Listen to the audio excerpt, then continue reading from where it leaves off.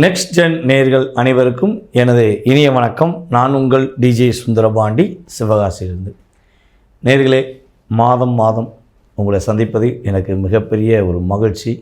அதுவும் நம்மளுடைய next gen நேயர்கள் ரொம்ப ஆதரவு கொடுத்துக்கிறீங்க. அதாவது நம்முடைய தமிழ்நாட்டில் மட்டும் இல்லை, வேர்ல்டு லெவலில் என்னை ஒரு உயர்த்தி காட்டினதில் நம்மளுடைய நெக்ஸ்ட் ஜெனுக்கு மிகப்பெரிய பங்கு இருக்குது. இப்போ நம்ம பார்க்க போகிற விஷயம் என்னென்னா, ஐப்பசி மாத பலன்கள் 2025ஆம் ஆண்டு ஐப்பசி மாதத்தில் கோச்சார கிரகங்கள் கொடுக்கின்ற நன்மைகள் என்ற தலைப்பில் பார்க்க போகிறோம். பொதுவாகவே உங்களுக்கு எல்லாருக்கும் தெரிஞ்ச விஷயந்தான், ஒரு மாத பலன்கள், அதுவும் தமிழ் மாத பலன்கள் அப்படின்னு எடுத்துட்டால், முதன்மை கிரகமான நவகிரகத்தின் நாயகனான சூரிய பகவான் எந்த ராசிக்குள்ளே நுழையிறாரோ அந்த ராசி தமிழ் மாதமாக கருதப்படும். அப்போ இந்த ஐப்பசி மாதம் பார்த்திங்கன்னா சூரிய பகவான் கரெக்டாக துலாம் ராசிக்குள்ளே நுழைவார். அப்போ அவர் துலாம் ராசிக்குள்ளே நுழையும் இந்த மாதத்தில் உங்களுடைய வாழ்க்கையில் என்னென்ன மாற்றங்கள் ஏற்பட போகுது, மற்ற கிரகங்கள் எந்த அளவுக்கு உங்களுக்கு உறுதுணையாக இருக்க போகிறாங்க அப்படின்னு பார்க்க போகிறோம். அதாவது கிட்டத்தட்ட பார்த்திங்கன்னா 15/11/2025 வரையும் அவர் சூரிய பகவான் பார்த்திங்கன்னா நம்மளுடைய துலாம் ராசியில் இருப்பார். 16ஆம் தேதிக்கு மேலே தான் அவர் விருச்சிக ராசிக்குள்ளே போவார். அதே போல் இந்த மாதத்தின் ஐப்பசி மாத துவக்கத்தில் பார்த்திங்கன்னா சூரிய பகவான், செவ்வாய் பகவான், புதன் பகவான் 3 கிரகங்களுமே துலாம் ராசிக்குள்ளே இருப்பாங்க.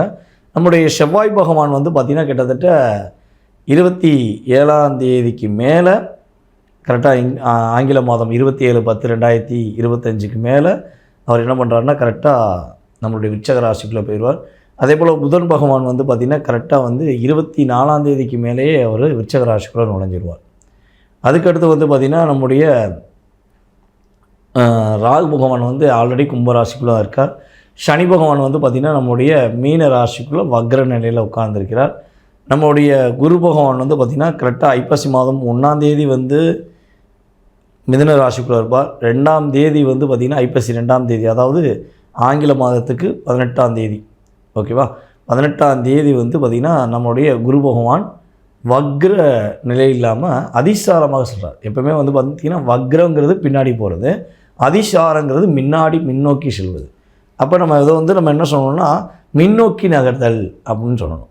அப்போ நம்மளுடைய குரு பகவான் பார்த்திங்கன்னா கரெக்டாக அதிசாரமாக கடகராசிக்குள்ளே 18ஆம் தேதி 18/10/2025 உள்ள நுழைவார் என்று பார்க்குறோம். இங்கே கடகராசிக்குள்ளே, அங்கே கடகராசியில் குரு பகவான் பார்த்திங்கன்னா உச்சமடைகிறார், ஓகேவா. அதுக்கடுத்து பார்த்திங்கன்னா நம்முடைய கேது பகவான் சிம்ம ராசிக்குள்ளே அமர்ந்திருப்பார். சுக்கிர பகவான் பார்த்திங்கன்னா ஆரம்பத்தில் ஐப்பசி மாதம் துவக்கத்தில் பார்த்திங்கன்னா கன்னி ராசிக்குள்ளே இருப்பார். திரும்ப அவர் என்ன பண்ணுவார்னா கன்னி ராசிலேருந்து கடந்து கிட்டத்தட்ட ஆங்கில மாத தேதி கணக்கு வச்சு பார்த்திங்கன்னா கரெக்டாக நவம்பர் மாதம் 2ஆம் தேதி கன்னி ராசிக்குள்ளேருந்து அவர் துலாம் ராசிக்குள்ளே சுக்கிரனும் சூரியனும் இணைந்து பயணிப்பாங்க. அந்த காலகட்டங்கள் பார்த்திங்கன்னா சூரியன் ஆல்ரெடி நீசமாக இருந்தவர் சுக்கிரன் உள்ளே வந்தோடனே நீசபங்க ராஜயோகம் பெறுவார் அப்படிங்கிறது அர்த்தம். கிட்டத்தட்ட சூரியன் அப்படின்னா ஒரு 15 நாட்கள் நீசமாக இருப்பார். 15 நாளுக்கு மேலே அவர் என்ன பண்ணுறாரு, நீசபங்க ராஜயோகம் அடையக்கூடிய அமைப்பில் கிரக நிலைகள் அமர்ந்திருக்கிறது. ஸோ இந்த கிரக நிலைகளை வைத்து உங்களுக்கு இந்த மாத பலன்களை கொடுக்குறோம். ஸோ இந்த பலன்கள் உங்களுடைய ராசிக்கான பலன்களை மிக தெளிவாக துல்லியமாக நான் கோச்சார கிரகங்கள் அடிப்படையில் கணித்து குறிப்பிட்டிருக்கேன். மேலும் உங்களுடைய ஆதரவு கொடுங்க, உங்களுடைய நண்பர்களுக்கும் இதை ஃபார்வர்ட் பண்ணுங்கள்.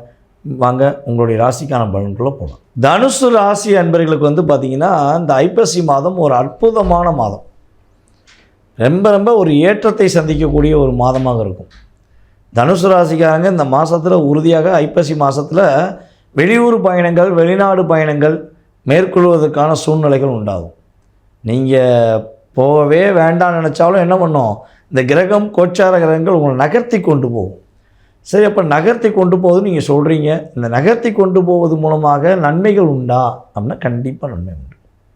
ப்ரமோஷன் கூட கிடைக்கக்கூடிய பதவி உயர்வு, அதனால் இடமாற்றம் என்கிற சூழ்நிலையை கிரகம் கொடுக்கும். அப்புறம் ரொம்ப அழுத்தம், ரொம்ப போராட்டம், ரொம்ப பிரச்சனையாக இருக்குது, எப்படி ஃபேஸ் பண்ணே தெரில அப்படிங்கிற ஒரு மனநிலையில் இருந்தீங்கன்னா அந்த மனநிலை சரியாகிடும். ஒரு மாற்றங்களை சந்திப்பீங்க. உங்களுடைய ராசியின் அதிபதி உங்களுடைய ராசிக்கு 8ஆம் இடத்துல உச்சம் பெற்று அமர்ந்திருக்கிறார். அப்போ உங்களுடைய ராசியின் அதிபதி 8ல் போய் மறைஞ்சிட்டாரு.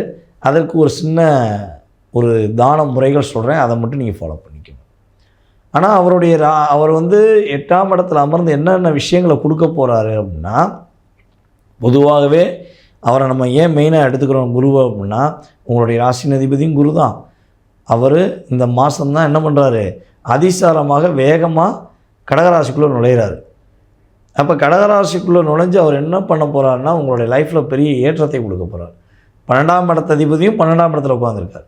அவரை குரு பார்க்காரு. அப்போ என்ன ஆகுது, ஆட்டோமேட்டிக்காக வெளியூர் பயணம், வெளிநாடு பயணம் அப்படிங்கிற விஷயம் இயங்குது. எதையுமே நம்ம பார்த்திங்கன்னா பொது பலன்கள்லையுமே கிரகங்களை அடிப்படையாக வச்சு பலன்கள் எடுக்கணும். அப்போ தான் அது ரியாலிட்டி பலனாக இருக்கும். சும்மா பொத்தம்படையாக சொல்லிட்டு போயிட்டோம்னா அது கிடைக்கும் இது கிடைக்கும் அப்படின்னா எல்லாருக்கும் எல்லாமே கிடைக்க தான் செய்யும். கரெக்டான விஷயம் எப்போ கிடைக்கும்? எல்லாருமே வண்டி வாகனம் வச்சுருப்பாங்க. முன்னெல்லாம் பார்த்திங்கன்னா ஒரு பைக் வச்சுருக்கிறது மிகப்பெரிய அதிசயம். ஆனால் இப்போ எப்படி இருக்குது, ஒரு வீட்டுக்கு 4 பைக் இருக்குது, ஒரு வீட்டுக்கு 3-4 பைக் கட்டாயமாக இருக்குது. கார்கள் வச்சுருந்தாங்கன்னா அவங்க மிகப்பெரிய கோடீஸ்வரர்னு சொல்லியிருந்தோம். இப்போ எல்லார் வீட்லேயுமே மேக்ஸிமம் ஒரு 60% எல்லார் வீட்லேயுமே கார் இருக்க தான் செய்யுது. அப்போ கோடீஸ்வரன் ஆகிட்டாங்களா? எல்லாருமே கோடீஸ்வரன் ஆகிட்டாங்களா? இல்லை. காரணம், நம்மளுடைய தேவைகள் அதிகரிக்குது. அந்த தேவைகள் அதிகரிக்கும் போது என்ன ஆகுது, அதற்கான லோன் கொடுக்குறாங்க, நிறைய ஆஃபர் கொடுக்குறாங்க, ஆப்பு வச்சிடுறாங்க. இதுதான் நடக்குது. ஓகேவா? அதே மாதிரி தான் நம்முடைய தனுசு ராசி என்பவர்களுக்கு மிகப்பெரிய ஒரு ஏற்றம் உண்டு. ஒரு பொருளாதாரத்தில் மிகப்பெரிய மாற்றம் உண்டு. வரவு 8 செலவு 10 நிலைமை மாறி வரவு ஒரு 10 செலவு 4 அப்படின்னு சொல்லக்கூடிய அளவுக்கு பொதுவாகவே பொருளாதாரத்தில் சேமிப்பு இருக்க போகுது. என்னடா 8 எங்கே இருக்குது 10 எங்கே இருக்குது, இதெல்லாம் நாங்களாம் கண்ணில் பார்த்ததே கிடையாதுன்னு நம்மளுடைய 2K கிட்ஸ்லாம் சொல்லுவாங்க. 90 கிட்ஸ்னு சொல்லுவாங்க. 8 10 மேக்ஸிமம் பார்த்துருக்கு கம்மி. இதில் 2K கிட்ஸ் பார்த்துருக்கே வாய்ப்பில்லை. அப்போ உங்களுடைய பாணியில் சொல்கிறாங்க எப்படி சொல்லணும்னா, வரவு 50,000 ரூபா, செலவு இப்போ எப்படி இருக்குன்னா ஒரு 20,000 25,000 வரும். அப்போ ஒரு குறைஞ்சது ஒரு 10,000 15,000 உங்களுக்கு ஒரு சேமிப்பு இருக்கும். அப்போது குடும்ப உறவுகள் இனிமேல் உங்களை மதிப்பாங்க. உங்களுடைய வீட்லேயே உங்களுக்கு மதிப்பு இல்லைங்கிற வருத்தத்தில் இருக்கீங்க. நீங்கள் வேலை பார்க்குற இடத்துலையும் உங்களுக்கு மதிப்பு கிடைக்கலன்னு வருத்தத்தில் இருக்கீங்க. அந்த வருத்தம் உங்களுக்கு நிவர்த்தி ஆகும். மிகப்பெரிய மாற்றங்கள் உண்டு. அப்போ இந்த மாதத்தில் நீங்கள் ரொம்ப கவனமாக இருக்க வேண்டிய விஷயம் என்னென்னா, டாக்குமெண்ட் சம்மந்தப்பட்ட விஷயங்களில் கவனமாக இருக்கும். யாருக்காக போய் ஜாமீன் கையெழுத்து போட போகிறீங்கன்னா கவனமாக இருங்க, அவசரப்படாதீங்க. முன்னெச்சரிக்கையாக உங்களுடைய சிந்தனையை பயன்படுத்திக்கோங்க. அவசரப்பட்டு அவங்க சொன்னாங்க இவங்க சொன்னாங்கன்னு சொல்லி கையெழுத்து போட்டிங்கன்னா லாக் ஆகிடுவீங்க. அதுக்கடுத்து பார்த்திங்கன்னா, உங்களுடைய கணவன் மனைவி ஒற்றுமை ரொம்ப சூப்பராக இருக்க போது. ஆனால் கணவன் மனைவி ஒற்றுமையை நீங்கள் நல்லா சந்தோஷமாக இருக்கிறத பிடிக்காத சில மனிதர்கள் இருப்பாங்க பார்த்தீங்களா.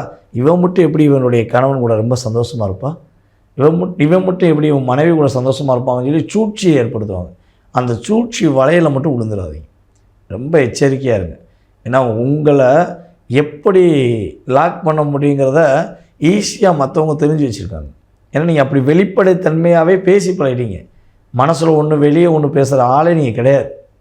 ஓப்பன் டிக்ளர், இது எனக்கு தோணுது இப்படி இருக்குது, நான் இப்படி பண்ணலாமா அப்படின்னு ஓப்பனாக தான் பேசுவீங்க. அதை எங்கெங்கெல்லாம் என்னென்னலாம் ஒரு பிட்டு சேர்த்து லாக் பண்ணணுமோ அந்தளவுக்கு லாக் பண்ணிடுவாங்க. ஸோ கவனமாக இருங்க. ஓகேவா? அதுபோல் நிம்மதியான தூக்கம் இருக்கும். அதே போல் பயணங்கள் எல்லாமே உங்களுக்கு சிறப்படையும், முன்னேற்றங்கள் உண்டு. உங்கள் அம்மாவுக்கு ஏதாவது உடல் ஆரோக்கியம் சம்மந்தப்பட்ட பிரச்சனை இருக்குது, ஹெல்த் வைஸாக பிரச்சனை இருக்குன்னா அந்த பிரச்சனை சால்வ் ஆகும். உங்களுடைய சந்தோஷம் கொஞ்சம் மேலோங்கும்.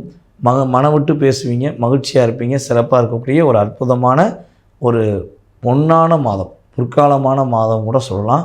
இந்த மாதத்தில் சில கிரகமைப்புகள் சாதகமாக இல்லை. ஸோ இப்போ 9ஆம் இடத்துல கேது உட்கார்ந்துருக்காரு. அப்பாவுக்கு ஏதாவது உடல் ஆரோக்கியத்தில் சின்ன பிரச்சனை வரலாம். அப்பா வழி உறவுகள் மூலமாக சின்ன தாக்கங்கள் வரலாம். ஸோ இந்த தாக்கங்கள்லாம் வராமல் அப்பா நல்லா நீடித்த ஆயுளுடன் மகிழ்ச்சியாக இருக்கணும். அல்லது அப்பா வழி உறவுகள் மூலமாக எதுவும் தாக்கங்கள் வராமல் நீங்கள் சிறப்பாக இருக்கணும் அப்படின்னா நீங்கள் ஒரே ஒரு விஷயம், உங்களுடைய குலதெய்வ கோயில் போய் உங்கள் குலதெய்வ கோயிலில் யாரெல்லாம் கொஞ்சம் பணம் சம்மந்தப்பட்ட அதாவது பொருளாதாரம் சம்மந்தப்பட்ட விஷயத்துக்காகவோ இல்லை உணவு சம்மந்தப்பட்ட விஷயத்துக்காகவோ யாசகம் எடுக்காங்களோ அவங்களுக்கு வயதான முதியோர்களாக இருந்தாலும் சரி, ஊனமற்றவர்களாக இருந்தாலும் சரி, யாராக இருந்தாலும் சரி, யாஷகம் சொல்லி எதிர்பார்த்து காத்திருக்காங்கன்னா அவங்களுக்கு முடிஞ்ச உதவிகள் நீங்கள் செய்யுங்க. அவங்களுக்கு வந்து தவறாமல் இந்த மாதத்தில் உங்களால் முடிஞ்சால் 2 தடவையாக குலதெய்வ கோயிலுக்கு போய் அவங்களுக்கு யாசகம் கொடுத்து அவங்கள உதவி செய்வது மூலமாக அவங்களுடைய ஆசீர்வாதம், அவங்களுடைய ஒரு வேளை பசியை நீங்கள் ஆற்றுவது மூலமாக உங்களுக்கு குலதெய்வத்துடைய ஆசீர்வாதமும் உங்களுடைய கிரகங்கள் ரீதியாக உள்ள ஆசீர்வாதமும் உங்களுக்கு உறுதியாக கிடைக்கும். மாற்றங்கள் உண்டு.